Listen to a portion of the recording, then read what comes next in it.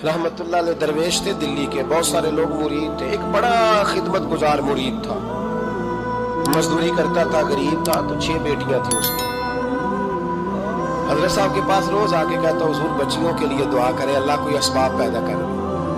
एक बच्ची की शादी का खर्चा 1000 दिनार है और मैं गरीब हूँ। हजरत साहब दुआ कर देते।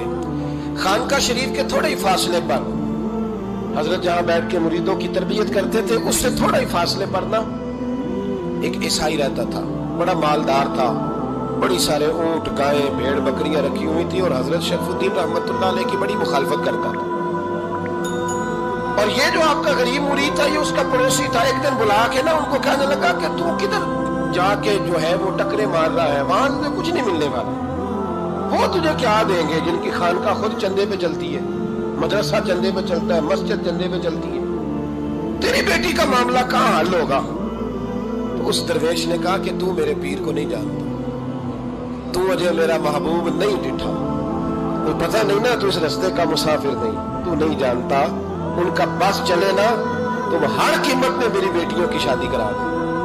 अब वो ईसाई था, कहने लगा अच्छा चलो ठीक है, अगर इतनी बात है ना तो जाओ उनसे जाके कह दो कि 6 साल के लिए मेरे साथ मुआहदा कर ले, तो मेरे जानवरों को चारा डाल दिया करे, 6 साल ड्यूटी करे, मैं 6000 दिनार दे देता हूँ। वो मेरे साथ 6 साल मेरे जानवरों को चारा डाले, रखते हैं ना आप चारा डालने के लिए एडवांस पैसे दे के। अब तो लोग उन्हें भी गुलाम ही बना लेते हैं, बड़ी थोड़ी तनख्वाह देते हैं, जुल्म करते हैं, पूरा मुआवजा नहीं देते।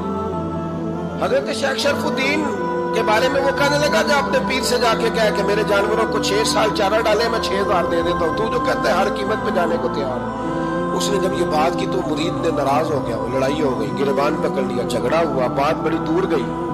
इस तरह की बात करता मेरे हजरत के बारे में, तेरे जैसे कई मैं वहां काम पे रखा दूं।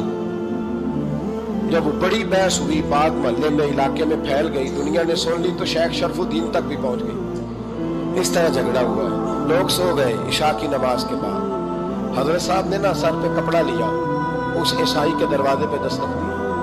वो बाहर आया, फरमाने लगे लोग तो सोच समझ के मुलाजम रखते हैं, तूने भी तो सोच ही लिया होगा, तभी तो मुझे ऑफर की है।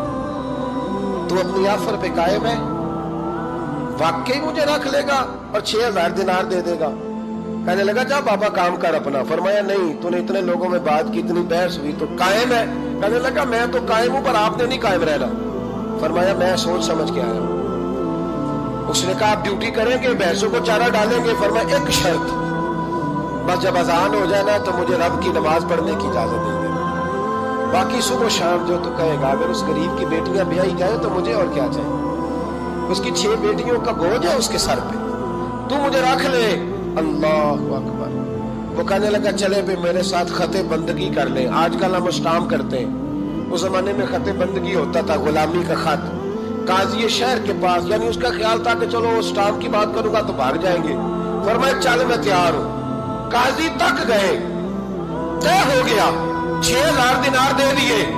हजरत ने मुरीद को बुलाया, फरमाया पुत्र ये ले जा मेरी बेटियों को रवाना कर दे।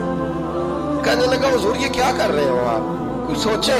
फरमाया यार जब तुझे बेटा बना लिया तो फिर मेरी पोतियां तो लगती है ना, मेरा हक तो बनता है ना, जा जाके ड्यूटी कर, उनको ब्याह दे। बात फैल गई, बादशाह भी अकीदतमंद था, वो 12000 दिनार लेके पहुंचा।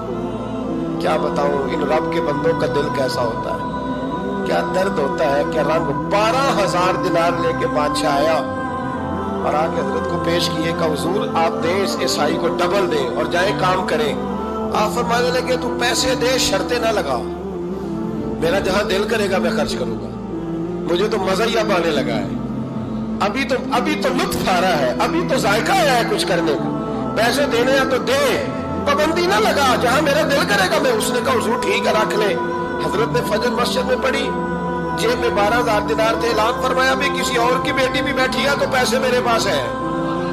वो 12000 दिनार भी बांट दिया और 12000 दिनार बांट के ना तो फिर चले गए खेत में चारा काटने।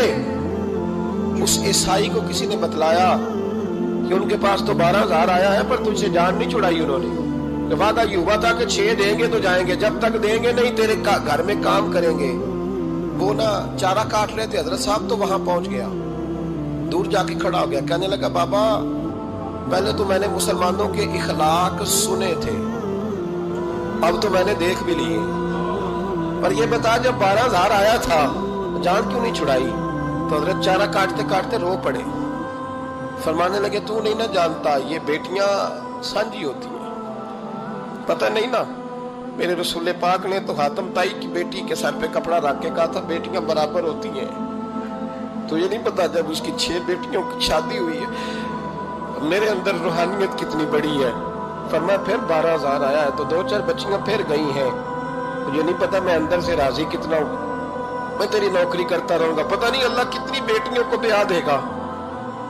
اتنا رویا وہ عیسائی کے پیروں میں بیٹھ گیا، کہنے لگا بابا میں نے تیری مخالفت کی ہے پر تیرے قریب آ کے پتہ چلا ہے کہ تو بہت اونچے اخلاق کا مالک ہے، اور اگر تیرا یہ مقام ہے تو تجھے اخلاق سکھانے والے محمد عربی کی شان کتنی ہوگی۔